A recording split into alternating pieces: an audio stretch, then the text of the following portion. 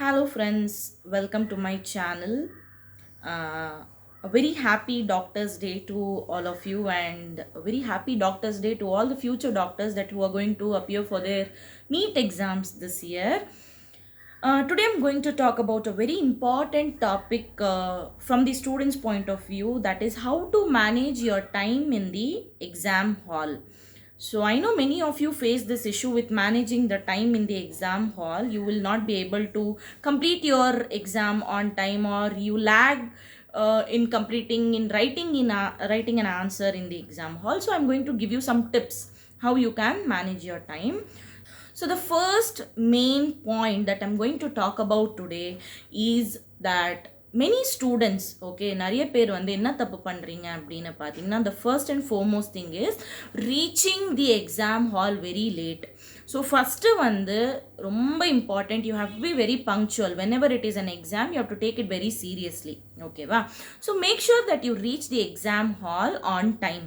கொஞ்சம் ஒரு 5-10 மினிட்ஸ் முன்னாடியே நீங்கள் வந்து எக்ஸாம் வென்யூக்கு வந்துட்டீங்கன்னா உங்களுக்கு வந்து கொஞ்சம் ரிலாக்ஸ்டாக இருக்கும். அதே மாதிரி வந்து you can check for your seating arrangement. உங்களுடைய ஹால் டிக்கெட் இல்லைனா அட்மிட் கார்டை வந்து நீங்கள் வெரிஃபை பண்ணுறதுக்கோ இல்லைனா வந்து ரெஸ்ட் ரூம் யூஸ் பண்ணிட்டு வரதுக்கோ உங்களுக்கு வந்து நல்ல ஈஸியாக இருக்கும்.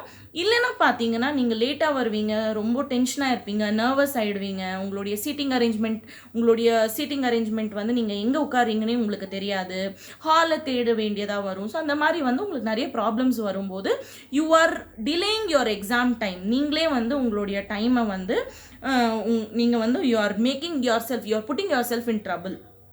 ஓகேவா? So make sure that you reach your exam hall on time. So second point ரொம்ப ரொம்ப இம்பார்ட்டண்ட் என்னன்னா, ட்ராக் டைம் சின்ஸ் பிகினிங். ஸோ நிறைய பேர் என்ன பண்ணுவீங்க அப்படின்னு பார்த்தீங்கன்னா, எக்ஸாம் ஹாலில் வந்த உடனே பீப்புள் ஸ்டார்ட் ரைட்டிங். அது பண்ணாதீங்க. ஸோ வெயிட், பி காம், கொஞ்சம் ரிலாக்ஸ் பண்ணுங்க. அதே மாதிரி வந்து ஸ்டார்டிங்லேருந்தே டைமை ட்ராக் பண்ணுங்க.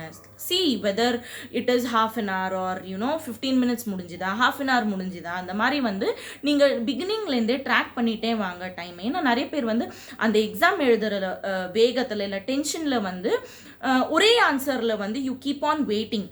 ஸோ இந்த மாதிரி பண்ணும்போது உங்களுக்கு நிறைய ஆன்சர்ஸ் எழுதுறதுக்கு டைம் கிடைக்காது. So track your time from the beginning. அதே மாதிரி வந்து ஸ்டிக் டு தி பாயிண்ட்ஸ். இப்போ 2 மார்க்ஸ்க்கு ஆன்சர் இருக்குன்னா ஜஸ்ட் 2 மார்க்ஸ்க்கு எவ்வளோ தேவையோ அந்தளவுக்கு மட்டும் ஆன்சர் பண்ணுங்கள். 5 மார்க்குக்கு ஒரு ஆன்சர் தேவைப்படுதுன்னா just answer for that 5 marks. ரொம்ப லெந்தியாக ரொம்ப ஒரு பேராகிராஃப் மாதிரி எழுதாதீங்க. ஃபார் 2 மார்க்ஸ் 3 மார்க்ஸ்க்குலாம் நீங்கள் வந்து பெரிய பெரிய பேராகிராஃப் இல்லைன்னா எஸ்ஏ மாதிரி எழுதணும்னு அவசியம் இல்லை. ஸோ அது வந்து வேர்ட் லிமிட், அதாவது உங்களுடைய வேர்ட் லிமிட்டை வந்து நீங்கள் செக் பண்ணிகிட்டே இருங்க அலாங் வித் யோர் டைம். ஓகேவா? So next, read instructions. நிறைய பேர் வந்து இதை பண்ணுறதே இல்லை. ஃபஸ்ட்டு எக்ஸாம் ஹால்குள்ளே வந்த உடனே நம்மளுக்கு கொஸ்டின் பேப்பர் கிடைச்ச உடனே நம்ம என்ன பண்ணுறோன்னா இன்ஸ்ட்ரக்ஷன்ஸை படிக்கவே மாட்டோம். ஸோ அது பண்ணாதீங்க. இன்ஸ்ட்ரக்ஷன்ஸ்க்கு வந்து you give your time 15 minutes கொடுங்க. நல்ல ஒரு 10 to 15 மினிட்ஸ் வந்து உங்களுக்கு ரீடிங் டைம்னு கொடுத்துருப்பாங்க. ஸோ அந்த டைமில் வந்து ஃபஸ்ட்டு இன்ஸ்ட்ரக்ஷன்ஸ் பார்த்துங்க. எவ்வளோ கொஸ்டின்ஸ் கேட்டிருக்காங்க, நீங்கள் எவ்வளோ கொஸ்டின்ஸ் எழுதணும், அவுட் ஆஃப் 20 கொஸ்டின்ஸ் நீங்கள் எவ்வளோ கொஸ்டின்ஸ் எழுதணும், இல்லை அவுட் ஆஃப் 10 கொஸ்டின்ஸ் எவ்வளோ கொஸ்டின்ஸ் எழுதணும் அப்படின்னு நீங்கள் பார்த்துக்கிட்டிங்கன்னா it is going to save your time. நீங்கள் எக்ஸ்ட்ராவாக கொஸ்டின்ஸ் எழுத அவசியம் இல்லை. எக்ஸ்ட்ராவாக கொஸ்டின்ஸ் எழுதிட்டிங்கன்னா உங்களுக்கு தான் டைம் வேஸ்ட் ஆகும். ஸோ எவ்வளோ கொஸ்டின்ஸ் எழுதணும், எவ்வளோ வேர்ட் லிமிட், இதெல்லாம் கொஞ்சம் பார்த்துக்கிட்டிங்கன்னா உங்களுக்கு நல்லா இருக்கும். So read the instructions properly. ஓகேவா? நெக்ஸ்ட் பாயிண்ட் வந்து அட்டெம்ப்ட் ஆர்டர். அட்டெம்ப்ட் ஆர்டர்னா என்னது? இப்போ கொஸ்டின் பேப்பர் கையில் வந்த உடனே நிறைய பேர் வந்து எழுத ஸ்டார்ட் பண்ணுறீங்களே, ஸோ அது பண்ணாமல் ஃபர்ஸ்ட்டு வந்து கோ த்ரூ பண்ணுங்க.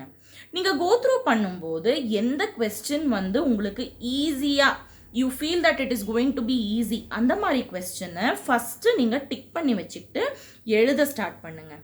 இப்போ ஃபஸ்ட்டு டு 10 கொஸ்டின்ஸ் இருக்குன்னா அதில் உங்களுக்கு 1 2 3 4 கொஸ்டின் தெரியும். யூ ஆர் லைக் பர்ஃபெக்டாக தெரியும், கரெக்டாக தெரியும், you very sure about, confident about it அப்படின்னா go for those 4 questions. Next 5 6 7 8 9 10 உங்களுக்கு தெரியல அப்படின்னா அந்த கொஸ்டினை இப்போதைக்கு ஸ்கிப் பண்ணிவிடுங்க. Go for the next set of questions that you very confident about. So இந்த மாதிரி பண்ணும்போது ஃபஸ்ட்டு ஈஸியாக இருக்கிற கொஸ்டின்ஸ் நீங்கள் உங்களுக்கு கான்ஃபிடென்ட்டாக இருக்கிற கொஸ்டின்ஸ் எழுதிட்டிங்கன்னா அதை நீங்கள் ரொம்ப சூப்பர்பாக எழுதிடுவீங்க. ஓகேவா? ஸோ அதை நீங்கள் ரொம்ப கான்ஃபிடென்ட்டாக இருக்கிறதுனால நிறைய எக்ஸ்ட்ரா பாயிண்ட்ஸ் எழுதுவீங்க, கீ பாயிண்ட்ஸ் எழுதுவீங்க, அதே மாதிரி வந்து டயக்ராம்ஸ் பண்ணுவீங்க, இம்பார்ட்டண்ட்டான பாயிண்ட்ஸை மார்க் பண்ணுவீங்க. ஸோ இந்த மாதிரி பண்ணும்போது you will be very confident. அதே மாதிரி வந்து அடுத்த செட் ஆஃப் கொஸ்டின்ஸ் நீங்கள் தெரியாத கொஸ்டின்ஸ் அட்டெம்ப்ட் பண்ணும்போது நீங்கள் உங்கள் டைமை வந்து நிறைய வேஸ்ட்டும் பண்ண மாட்டீங்க. ஓகேவா? ஸோ நெக்ஸ்ட்டு வந்து செக் கொஸ்டின்ஸ் ப்ராப்பர்லி. ரொம்ப இம்பார்ட்டண்ட்டான ஒரு பாயிண்ட்டு, செக் கொஸ்டின்ஸ் ப்ராப்பர்லி. ஏன் இதை வந்து நான் ரொம்ப ஸ்ட்ரெஸ் பண்ணுறேன் அப்படின்னு பார்த்தீங்கன்னா, நம்ம எல்லாருமே டென்ஷனில் இல்லை நர்வஸ்னஸில் வந்து கொஸ்டினையே படிக்க மாட்டோம். ஸோ ஏதோ ஒரு கொஸ்டினுக்கு ஏதோ ஒரு ஆன்சரை எழுதிடுவோம். ஓகேவா? ஸோ அந்த மாதிரி பண்ணாமல் ரீட் த கொஸ்டின் ப்ராப்பர்லி. ஒரு 2 to 3 minutes வந்து நீங்கள் வந்து ப்ராப்பராக அந்த கொஸ்டினை ரீட் பண்ணுங்கள். அந்த கொஸ்டினில் என்ன கொடுத்துருக்காங்க அப்படின்னு பாருங்கள். அந்த கொஸ்டினுக்கு வந்து எவ்வளோ ஆன்சர் தேவைப்படுதுங்கிறது பிளான் பண்ணிவிட்டு நீங்கள் எழுதினீங்கன்னா உங்களுடைய டைம் வேஸ்ட் ஆகாது. ஓகேவா? So next, keep things handy. நிறைய பேர் வந்து ஸ்டேஷ்னரி ஐட்டம்ஸ் எடுத்துகிட்டு வர மாட்டீங்க எக்ஸாம் ஹாலுக்கு, இல்லைனா வந்து பக்கத்தில் இருக்கிறவங்க கிட்ட பாரோ பண்ணுவீங்க. ஸோ இந்த மாதிரி பண்ணும்போது உங்களுடைய டைம் பயங்கரமாக வேஸ்ட் ஆகும். So keep all your things handy. இப்போ மேத்ஸ் எக்ஸாம் இருக்குன்னா ஜாமெட்ரி பாக்ஸாக இருக்கட்டும், உங்களுக்கு ஸ்கேலாக இருக்கட்டும், இல்லைனா இரேசராக இருக்கட்டும், பென்சிலாக இருக்கட்டும், உங்களுடைய ஸ்டேஷ்னரி ஐட்டம்ஸ் உங்களுக்கு எக்ஸாம்க்கு என்னெல்லாம் தேவைப்படுதோ அது எல்லாமே பக்கத்துலேயே ஹேண்டியாக வச்சுக்கோங்க. சரியா? ஸோ பக்கத்தில் தேடுறோம் இல்லைனா வந்து வேற அவங்களுக்கு கேட்கும்போது நம்மளுடைய பயங்கரமாக டைம் வேஸ்ட் ஆகும். அண்ட் அந்த கொஸ்டினுக்கு வந்து நம்ம தேவையாக இருக்கிற டைமை வந்து அந்த கொஸ்டினுக்கு தேவையாக இருக்கிற டைம் வந்து நம்மளால் கொடுக்க முடியாது. So keep things handy. ஓகேவா? நெக்ஸ்ட் பாயிண்ட் வந்து டிக் கொஸ்டின்ஸ். நார்மலி கொஸ்டின் பேப்பரில் வந்து எதுவுமே நீங்கள் வந்து ஆன்சர்ஸ்லாம் மார்க் பண்ணக்கூடாது, இல்லை எழுதக்கூடாது. But you can tick the questions that you are very sure about. இந்த பாயிண்ட் ஏன் வந்து நான் சொல்கிறேன் அப்படின்னு பார்த்தீங்கன்னா, நிறைய பேர் வந்து சம்டைம்ஸ் அந்த டென்ஷனில் இல்லைன்னா நர்வஸ்னஸில் என்ன பண்ணிவிடுவோம்னா, இப்போ ஃபஸ்ட்டு கொஸ்டின் நான் எழுதியிருப்பேன், பட் 10th கொஸ்டினுக்கு அப்புறம் நான் வந்து அந்த ஃபஸ்ட்டு கொஸ்டினை எழுதலை அப்படின்னு நினச்சிட்டு திருப்பியும் அதை எழுத ஸ்டார்ட் பண்ணிடுவேன். ஸோ அந்த மாதிரி நீங்கள் பண்ணும்போது மற்ற கொஸ்டின்ஸ்க்கு வந்து உங்களால் ப்ராப்பராக டைம் கொடுக்க முடியாது. So check the question properly and tick the questions. நீங்கள் வந்து இந்த கொஸ்டினை வந்து அட்டெம்ப்ட் பண்ணிட்டீங்களா அப்படின்னு வந்து ஒரு டிக் போட்டுகிட்டே வாங்க. கொஸ்டின் நம்பர் மேலே you can just put a tick. ஓகேவா? So tick the questions. Next வந்து ரொம்ப important, ignore the surroundings. So இப்போ வந்து எக்ஸாம் ஹாலில் பார்த்தீங்கன்னா இன்விஜிலேட்டர்ஸ் வருவாங்க, இல்லைனா வந்து செக் பண்ணுறதுக்கு நிறைய செக்கிங் ஸ்குவாட்ஸ் வருவாங்க, இல்லைனா வந்து தண்ணி அண்ணா வந்து தண்ணி கேனை வைப்பாங்க, டீ அக்கா வந்து டீ கொடுப்பாங்க, இன்விஜிலேட்டர் மேம்க்கு வந்து டீ தருவாங்க, இல்லைனா அவங்களுக்கு சைன் பண்ணணும் அப்படின்னு அங்கங்கே சுற்றிட்டு இருப்பாங்க. ஸோ அந்த டைமில் நம்ம என்ன பண்ணுவோம் அப்படின்னு பார்த்தீங்கன்னா, சரௌண்டிங்ஸ்க்கு வந்து அப்படியே நம்மளை சுற்றி வந்து பார்த்துட்டே உட்காந்துருப்போம். ஸோ அதை பண்ணாதீங்க, அதை அவாய்ட் பண்ணிவிடுங்க. நீங்கள் உங்கள் பேப்பர் அண்ட் உங்கள் கொஸ்டின் பேப்பர் மட்டும்தான் உங்கள் மைண்டில் இருக்கணும். ஓகேவா? I know there is a lot of disturbance in the exam hall, but you have to avoid it. நீங்கள் வந்து பக்கத்தில் இருக்கிறவங்க என்ன பண்ணுறாங்க, இவங்க என்ன ட்ரா பண்ணுறாங்க, அவங்க என்ன எழுதுறாங்க, மேம் என்ன பண்ணுறாங்க, மேம் 2 பேர் என்ன பேசிகிட்டு இருக்காங்க, அந்த மாதிரி நீங்கள் வந்து பார்த்துட்டே இருந்தீங்கன்னா உங்களுக்கு தான் டைம் வேஸ்ட் ஆகும். So ignore your surroundings. ஓகேவா? Next, minimum breaks. Take minimum breaks.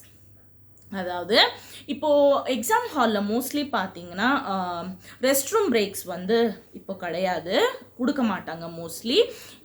அதே மாதிரி வந்து நீங்களுமே வந்து இந்த வாட்டர் பிரேக்ஸ் வந்து கொஞ்சம் ரெடியூஸ் பண்ணிவிடுங்க. I know you feel very uncomfortable when you don't have enough water, but கொஞ்சம் தண்ணி குடிக்கிறது வந்து பயங்கரமாக தண்ணி குடிச்சிட்டே இருக்காதீங்க. எக்ஸாம் ஹாலில் நீங்கள் ஏதாவது பண்ணுறீங்க, when you're writing the exam, don't drink too much of water. நீங்கள் நிறைய தண்ணி குடிச்சிட்டே இருந்தீங்கன்னா அப்புறம் உங்களுக்கு வந்து ரெஸ்ட் ரூம் வரும், அப்புறம் நீங்கள் வந்து ரெஸ்ட் ரூம் பிரேக்குன்னு போவீங்க. ஸோ அந்த மாதிரி வந்து பண்ணாதீங்க. That is going to